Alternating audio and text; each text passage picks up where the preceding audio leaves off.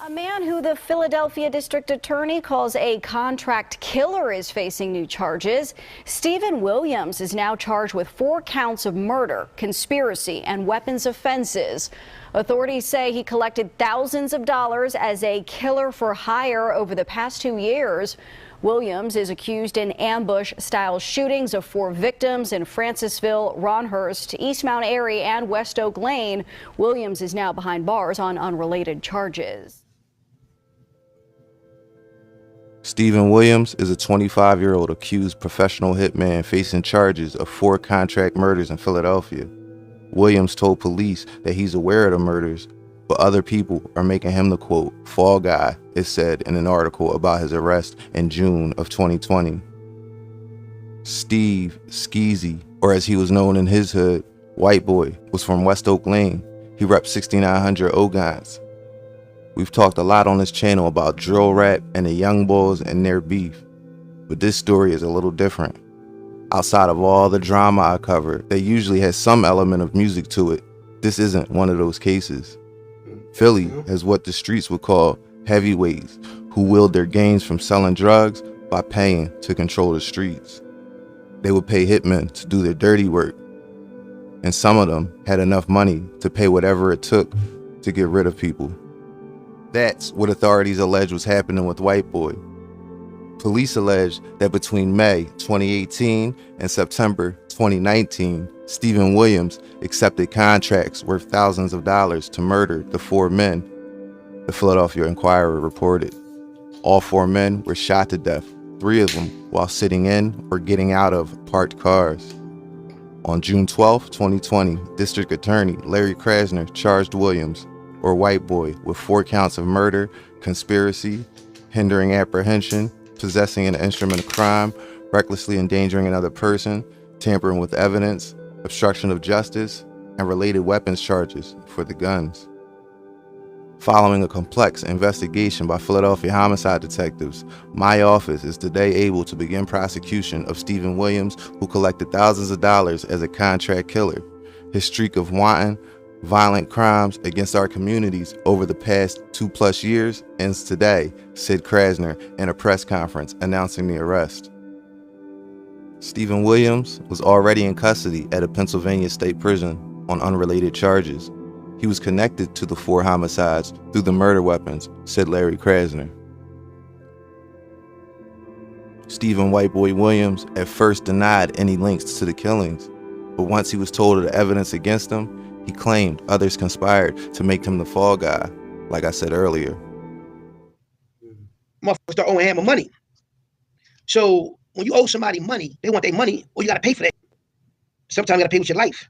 So the dudes who was cool with Forest Ave and cool with 77 Ogons, there's 2 different neighborhoods, so it's 2 different group of people. So it was dudes that was very close to Hammer that he was supplying that was on Forest Ave, and one of them was playing both sides and setting other ones up. Okay, you owe me this money, I'm feeding you. Make this boy meet you here. Make this boy meet you here. And that's what was going on. And that's why it was so easy for dudes to get tagged up and lined up, because somebody was playing both sides. That's why y'all see that video with that boy allegedly with the curly hair, supposed to be a hitman. This boy supposed to be on Hammer team. Knocking people off, was like at least probably 3 or 4 of these dudes, man. You know, allegedly.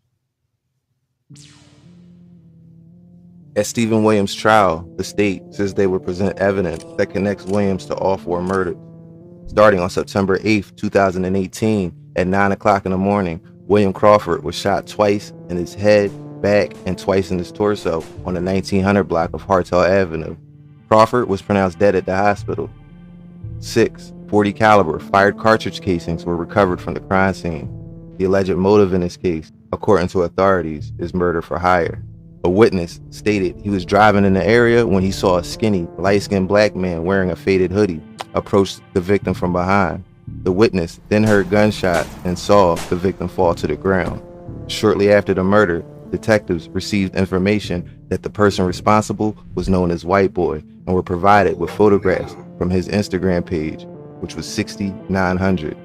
Detectives obtained Instagram records for his username. The records for that account indicated that the account belonged to Stephen Williams and revealed conversations and posts relating to the murder. The Instagram records also revealed that Stephen Williams repeatedly provided a cell phone number on Instagram around the time of the murder. The call detail records were obtained pursuant to a search warrant and were analyzed. Per the call detail records, on September 8, 2018, Williams' phone connected to the tower covering his house prior to the murder, then traveled to the area of the 1900 block of Hartel Ave and connected to the tower that covers that area. Immediately after the shooting, the phone traveled back to the tower covering Williams' house. In February of 2020, homicide detectives received information from the ATF of a ballistics hit that matched the crime scene of two different murders, the murder of William Crawford and the one of Richard Isaac, which we'll talk about in a second. The .40 caliber fire cartridge casings recovered from the respective scenes were fired from the same weapon, according to authorities. The murder weapon is a .40 caliber Glock 27 with a serial number that they established. My boy ended up using the same gun for both of them. Don't even ask why you in there. It's not even a question, bro. Get back to it. Stephen Williams had information extracted from his phone by authorities on May 7, 2019, pursuant to a search warrant. The cell phone extraction contained a photo of a hand who authorities identified as White Boy's and holding the murder weapon, according to them, with the already established serial number. The photo was sent to contacts in Williams' phone in an effort to sell the gun. The cell phone was connected to two phone numbers utilized by Stephen Williams during his commission of these four homicides. According to authorities, the evidence presented at trial will establish that on February 10, 2019, Jermaine Simmons was shot 7 times in his upper torso and right arm while sitting in a car parked on the 7500 block of Forest Ave. He was transported to Albert Einstein Medical Center where he was pronounced dead. The crime scene was processed and 11 .45 caliber FCCs were recovered and 7 9mm FCCs were also recovered. A witness stated that she was on 7500 Forest Avenue when she heard what she thought was firecrackers. She looked out the window and saw a black car shooting 2 guns into another car and then speeding down Forest Ave. She then saw the driver's side door of the victim's car opened. She left her house and walked towards the car and heard a woman yell, "He's on the side of the apartment building." The witness observed Simmons in the driveway, lying on his side. He was unresponsive. Surveillance video that was recovered captures a black car entering the 7600 block of Forest Ave and then parked on the west side of the street. That same black car then pulled back into traffic and traveled southbound onto the 7500 block of Forest Ave and out of the camera's view. Video cameras were able to capture the license plate of the black car that was seen on camera. Stephen Williams was stopped in that car 7 times between December 2018 and May of 2019. He was arrested while driving that vehicle on May 7th, 2019, which led to the search of his cell phone. After Williams' May arrest, the black Lexus was released to the defendant's family member on May 12, 2019. That same black Lexus was located and recovered by police on the 2600 block of Napa Street. A search warrant was served on the vehicle. Mail, proof of residence, and photos of Stephen Williams were recovered. There were phone numbers that were recovered from that cell phone, which also provided a second phone number that was being utilized by Williams. The call detail records from that cell phone was connected to a tower covering the crime scene on the 7500 block of Forest Ave when Simmons was shot and killed. Additionally, the records show that the phone left the area immediately after the murder. Incriminating text messages were also recovered from the cell phone. Authorities say that on March 25, 2019, Richard Isaac was shot 6 times while sitting in a chair on the front porch of a home in East Mount Airy. Police transported Isaac to Einstein Medical Center where he was pronounced dead. Recovered from the crime scene were 8 .40 caliber FCCs, 2 projectiles, and 2 bullet fragments. My boy used nothing but 40 and up. About 40, 45s. I think I heard about 19, 38s, no little 22s, none of that. That boy shoot big stuff. The alleged motive in this case was also murder for hire. Detectives received information from the streets that the person who shot and killed Richard Isaac lives near the Cheltenham Mall and that they call him White Boy. White Boy is a known nickname for Stephen Williams, based on Instagram records and other information. Additionally, Williams resided less than a mile from the mall. This is all according to authorities and is in Stephen Williams' motion for consolidation of these two cases. Based on a review of the 6900 Instagram account, detectives were able to identify a number utilized by Williams at the time. Records indicate that the phone was connected to the tower on Meehan Street where Isaac was killed, and that same cell phone record indicates that it left the area immediately after the murder. Surveillance video of the incident, when compared to photos posted on the 6900 Instagram page, revealed that Stephen Williams was wearing the same clothing that was captured on surveillance. Earlier, I said that there was a ballistic. I bet you if bro was out, I got a chance to get out and did another drill, he'll know don't ever bring that phone again. That mug getting connected to every tower he got out there. My God, for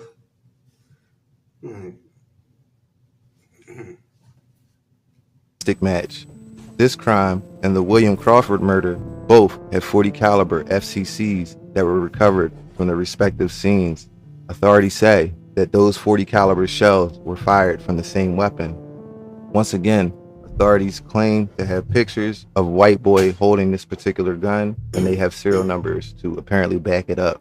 Authorities also maintain that they plan to establish at trial that on Saturday, May 4th, 2019, police were flagged down by a pedestrian at 20th and Girard Avenue and were told that there was a shooting victim inside a vehicle at the intersection of Corinthian and Girard.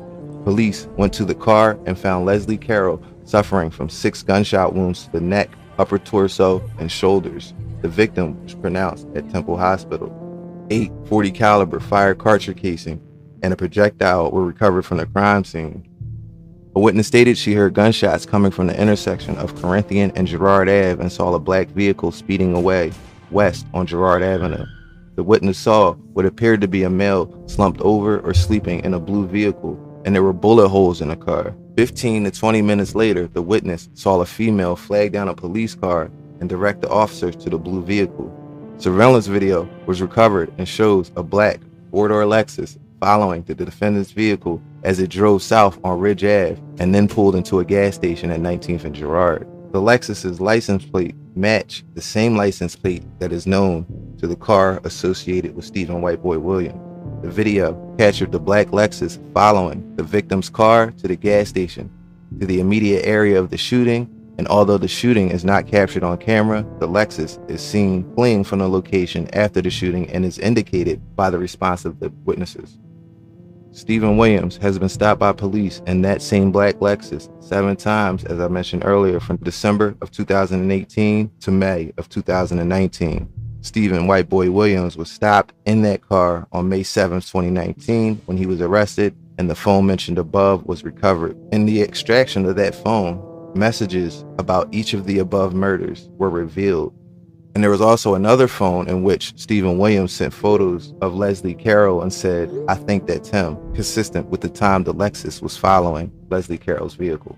Additionally, just like every other incident I've covered so far, the cell phone data indicated that the phone was traveling in the area of 20th and Girard when Carroll was shot and killed, and then fled west on Girard, as described by witnesses. Less than 5 hours after Leslie Carroll was shot and killed, Stephen Whiteboy Williams sent out text messages to 8 different people announcing that he had a .40 caliber Glock 22 for sale for $750.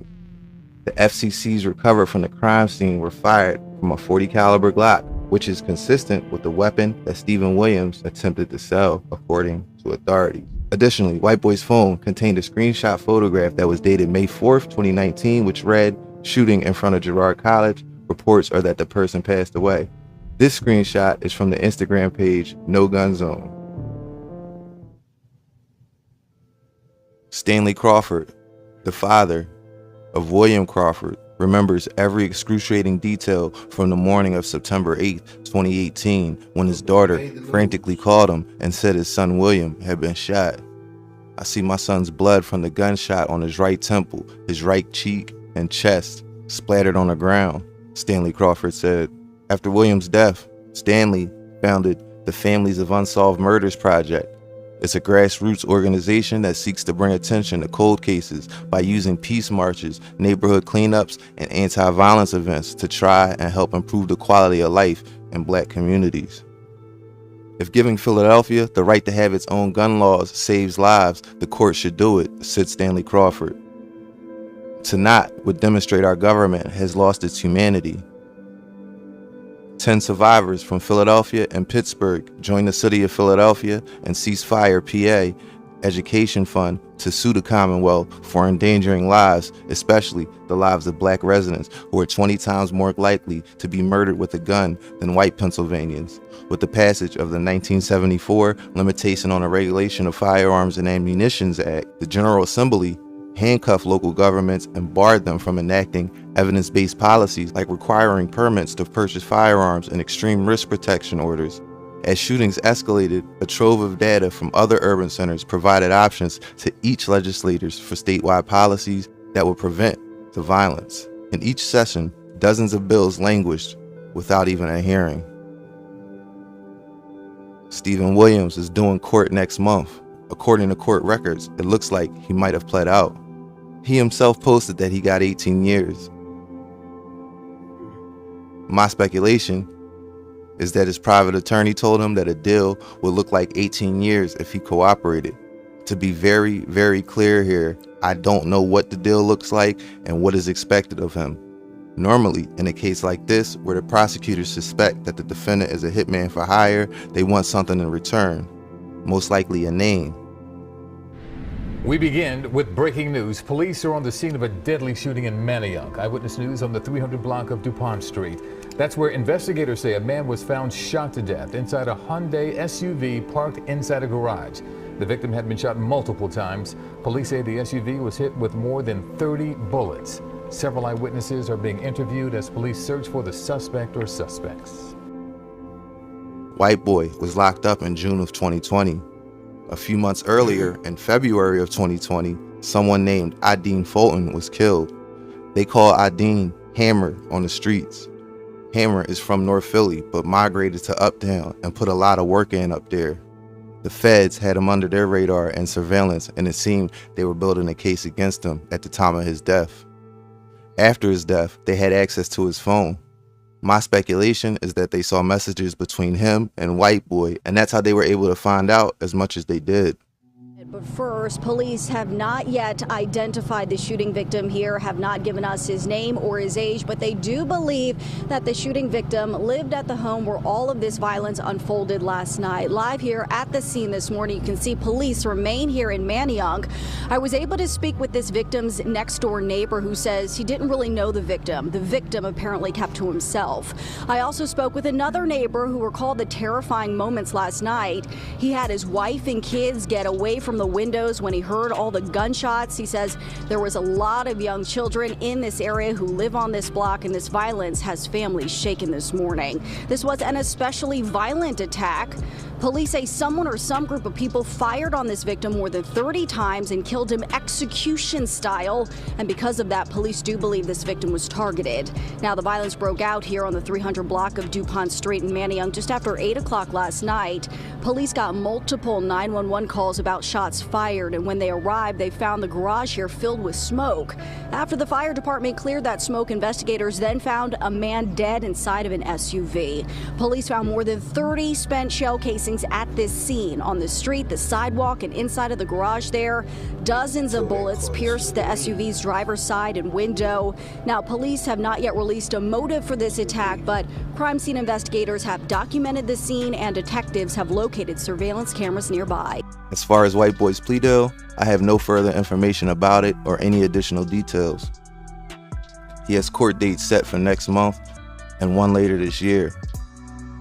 I will be able to tell you guys for certain what happened with the potential deal and the outcome of this case after those court dates. If you guys like this video, don't forget to give it a thumbs up and subscribe. And I'm gonna leave it there for now. Thanks for watching American Confidential, and until next time, be safe.